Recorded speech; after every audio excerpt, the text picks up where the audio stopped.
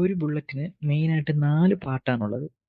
ഈ 4 പാർട്ടും പ്രോപ്പറായിട്ട് വർക്ക് ചെയ്തെങ്കിൽ മാത്രമേ തോക്കിൽ നിന്ന് ബുള്ളറ്റ് പുറത്തേക്ക് പോവുള്ളൂ. മുന്നിലുള്ള കൂർത്ത ഭാഗമാണ് പ്രൊജക്ടൈൽ. പ്രൊജക്ടൈൽ മാത്രമാണ് തോക്കിൽ നിന്ന് പുറത്തേക്ക് വലിയ വെലോസിറ്റിയിൽ പോകുന്നതും ലക്ഷ്യസ്ഥാനത്ത് പതിക്കുന്നതും.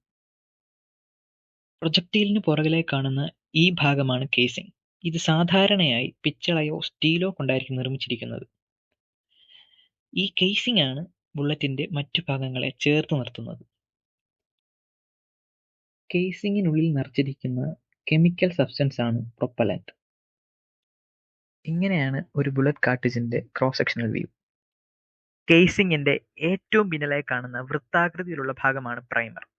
പ്രൈമറിനുള്ളിൽ ഒരു ഇമ്പാക്ട് സെൻസിറ്റീവ് എക്സ്പ്ലോസീവ് കോമ്പൗണ്ടായ ലെഡ് സ്റ്റൈഫനേറ്റ് ചേർത്തിട്ടുണ്ട്.